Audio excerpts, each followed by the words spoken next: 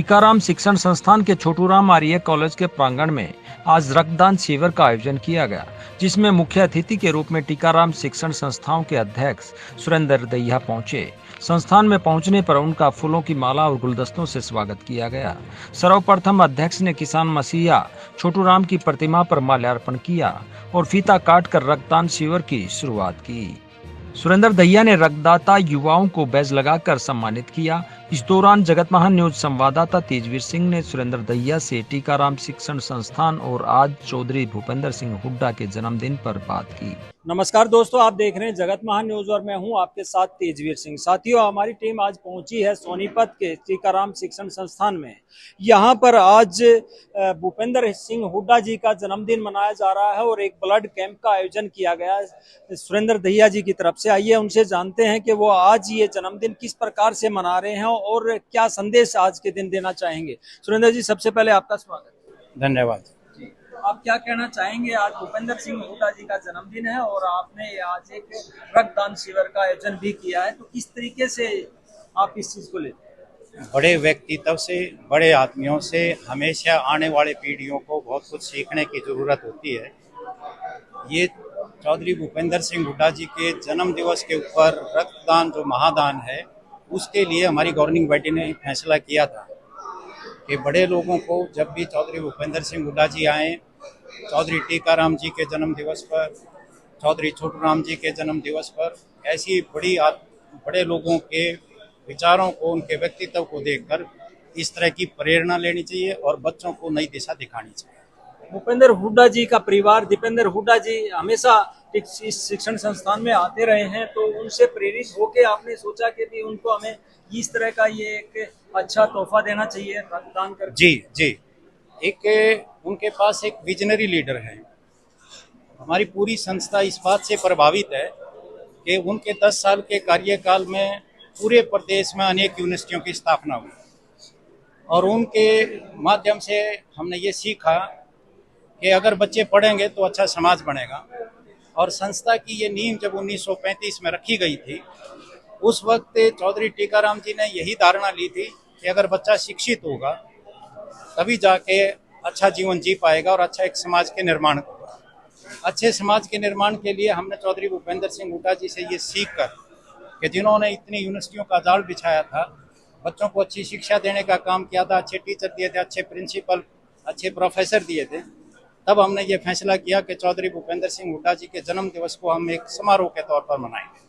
जी, जिस प्रकार से भूपेंद्र सिंह हुड्डा जी के पिछले 10 साल के कार्यकाल में उन्होंने काफी अच्छे काम किए, तो आप कौन से ऐसे कार्य हैं जिनको आप बहुत ही उनके ऐसे कार्य मानते हैं जिससे लोगों को काफी फायदा हुआ? हरियाणा प्रदेश के अंदर सबसे ज्यादा उन्होंने जो किया वो शिक्षा को आगे बढ़ाने का कार्य किया।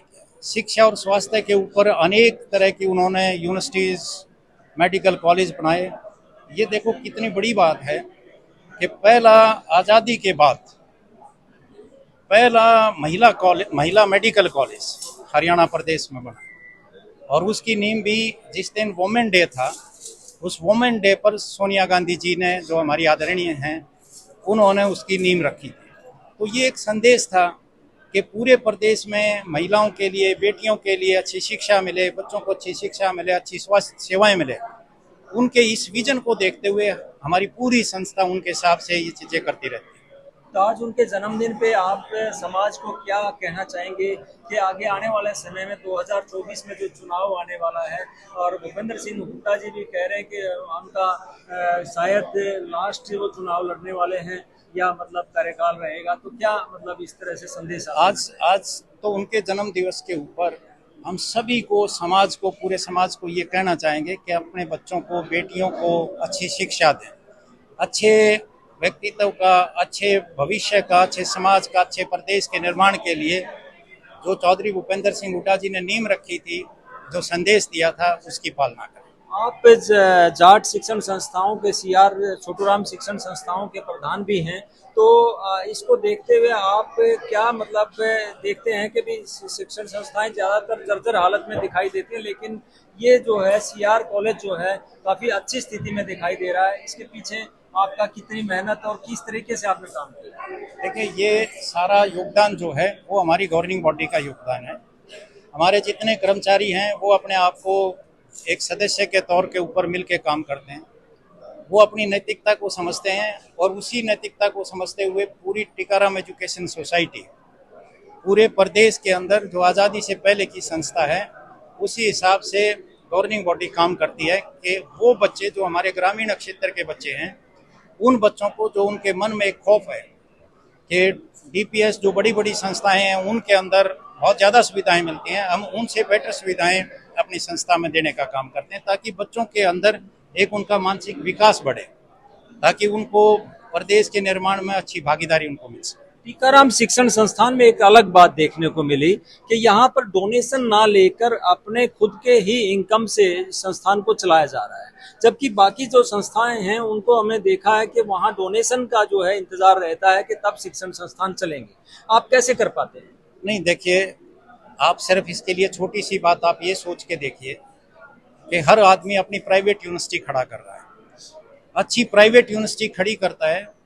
वो यूनिवर्सिटी जो खड़ी करने वाले लोग हैं वो अपने साधन का उसी संस्था से और अच्छे सुविधा देने के लिए वो काम करती है। हमने पहले ही तय कर लिया था कि पूरी टीकाराम एजुकेशन सोसाइटी एक प्राइवेट यूनिवर्सिटी की तरह से लोगों की मदद करे। इस पर हमने आत्मनिर्भर उनको बनाया, क्योंकि सरकार से हमें आज तक कभी कोई योगदान नहीं मिला। अभी यूनिवर्सिटी लेवल पे भी आपके कॉलेज के छात्रों ने जो है टॉप किया है, और उससे पहले स्कूल की एक छात्रा ने भी डिस्ट्रिक्ट लेवल पे जो है टॉप किया था। तो आप इन युवाओं को क्या संदेश देना चाहेंगे, क्या भरोसा दिलाना चाहेंगे कि आपके नेतृत्व में आगे भी इसी तरीके से संस्था जो है आगे बढ़ेगी? देखो, मैं टीकाराम एजुकेशन सोसाइटी का प्रेसिडेंट होने के नाते मैं उन सभी बच्चों को बहुत बहुत बधाई देता हूँ जिन्होंने इस संस्था का नाम रोशन किया, जो पूरी यूनिवर्सिटी के अंदर, जहाँ शिक्षा में, स्पोर्ट्स में, आप हैरान हो गए इस बात के लिए कि पूरी यूनिवर्सिटी के स्पोर्ट्स की जितनी भी फर्स्ट और सेकंड पोजीशन है वो आपके टीकाराम एजुकेशन सोसाइटी से आती है। आपकी यूनिवर्सिटी में जितनी पोजीशन आती हैं, अभी हमारे पॉलिटिकल साइंस के अंदर, इंग्लिश के अंदर, हमारे हर सब्जेक्ट के अंदर हमारे बच्चे यूनिवर्सिटी को टॉप करने का काम करते हैं। उसका सबसे बड़ा जो योगदान है वो सबका ये है कि हम मिलकर एक परिवार की तरह से सारे, चाहे उसमें कर्मचारी है, अध्यापक है, प्रोफेसर है या गवर्निंग बॉडी के सदस्य हैं, सभी मिलकर परिवार की तरह से काम करते हैं। ऐसे में जहां मतलब सरकार जो है शिक्षण संस्थाओं को मर्ज कर रही है और ज़्यादातर विपक्षी पार्टियां जो है हमलावर हैं मौजूदा सरकार पर कि वो शिक्षण संस्थाओं को ख़त्म करने पे लगी हुई है, तो 2024 में भूपेंद्र हुड्डा जी के विजन को देखते हुए आप क्या आखिर में एक संदेश देना चाहेंगे कि शिक्षण संस्थाएं आगे ऐसे ही चलती रहेंगी और क्या लोगों को भरोसा दिलाएंगे? मेरा तो उनको यही कहना होगा कि जो मूल चीज़ है, जैसे विकसित देशों के अंदर प्राइमरी शिक्षा पर जोर दिया जाता है, अगर आप नींव मजबूत कर देंगे तो अपने आप ऑटोमेटिकली उस बच्चे का भविष्य बन जाएगा। प्राइमरी एजुकेशन के ऊपर सरकारी स्कूलों के अंदर ज़्यादा से ज़्यादा गंभीरता से काम करना चाहिए, ताकि लोगों को नो प्रॉफिट नो लॉस की संस्थाएं बनानी चाहिए, जो एक आखिरी पंक्ति में आखिरी बच्चा बैठा है उसको अच्छी शिक्षा मिल सके। इसके लिए चौधरी भूपेंद्र सिंह हुड्डा जी ने जैसे युवाओं को रोजगार दिया, क्योंकि अच्छे बच्चे शिक्षित निकलते थे, सारे के सारे कितने परसेंट आज बेरोजगारी बढ़ी हुई है, आज 38% बेरोजगारी है। बच्चों को इस तरह का उनके दिमाग में एक कंसेप्ट आना चाहिए कि तुम जैसे ही करके जाओगे तुम्हारी सरकार में नौकरी भी निश्चित है।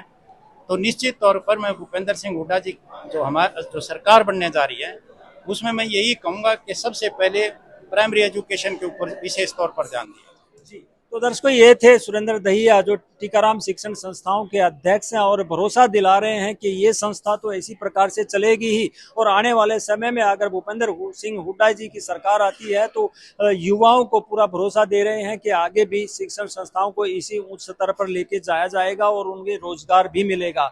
यहाँ शिक्षण संस्था के अंदर हमारे साथ प्रिंसिपल महोदय भी मौजूद हैं। आप क्या कहना चाहेंगे? सुरेंद्र जी के नेतृत्व में जो है ये शिक्षण संस्था आगे बढ़ रहा है और आज ये शानदार काम किया है रक्तदान शिविर। मैं principal doctor Narendra Singh Khatri, CRA college Sonipat. माननीय हमारे वर्तमान समय के प्रधान श्री सुरेंद्र सिंह दहिया जी, उनका, सेक्रेटरी साहब श्री भूपेंद्र सिंह दहिया जी का और उनके सभी सहयोगी साथियों का छोटूराम आर्य कॉलेज में रक्तदान शिविर में सभी का धन्यवाद है। हृदय की गहराइयों से उनका स्वागत करता हूं मैं। और इतना जरूर कहना चाहूँगा कि 2003 जब आज के वर्तमान प्रधान जी के पिताजी श्री ओम प्रकाश सिंह दहिया जी प्रधान हुआ करते थे, तो उस समय से लेकर के और आज वर्तमान समय तक ये सारी संस्थाएं, जिसमें 6 संस्थाएं कार्य करती हैं, भले चाहे सीआरए कॉलेज हो, टीकाराम कॉलेज ऑफ एजुकेशन हो, टीकाराम गर्ल्स कॉलेज हो, टीकाराम मॉडल स्कूल, और अभी 2 संस्थाएं वास्तविक रूप से अगर उनका आकार देखा जाए तो श्री सुरेंद्र सिंह दहिया जी ने अपने पिताजी के सपनों को पूरा करने के लिए उनको एक फाउंडर मान करके, उनकी नींव मान करके उनके सपनों को साकार किया। अभी चंद दिनों पहले श्री सुरेंद्र सिंह दहिया जी की मैनेजमेंट के दौरान टीकाराम मॉडल स्कूल कार्यान्वित हुआ, उसकी बिल्डिंग बनी। शायद मैं नहीं कह सकता कि कितनी बड़ी बिल्डिंग होगी, वो आपके समक्ष है और आप लोग खुद पूरे हरियाणा वासी उसको आकर के देख सकते हैं कि उनके दौरान किए हुए कार्यों के दौरान अपने जो टीकाराम मॉडल स्कूल की building, senior block, junior block, दोनों के दोनों ब्लॉक बनाए गए। अभी क्योंकि board of school education Haryana का जो स्टेप है वो धीरे धीरे के समाप्त हो रहा है, तो वर्तमान में इन्होंने सोचा है कि गर्ल्स स्कूल भी ऐसा बनाया जाए कि जिससे कि समाज के लिए कहीं ना बन पाए। शिक्षण संस्था के प्रिंसिपल नरेंद्र जी, इन्होंने बताया कि यहाँ किस प्रकार से एक शिक्षा दी जाती है और इस संस्थान को किस प्रकार से ऊंचाइयों पर ले जाया जा रहा है। आज ये रक्तदान शिविर का आयोजन किया गया था, यहाँ बढ़ चढ़ के युवाओं ने इस रक्तदान शिविर में भाग लिया है और हम उम्मीद करते हैं कि भूपेंद्र सिंह हुड्डा इसी प्रकार से एक खुशहाल जिंदगी आगे भी जीते रहे। जगत महान न्यूज के लिए सोनीपत से तेजवीर सिंह, नमस्कार।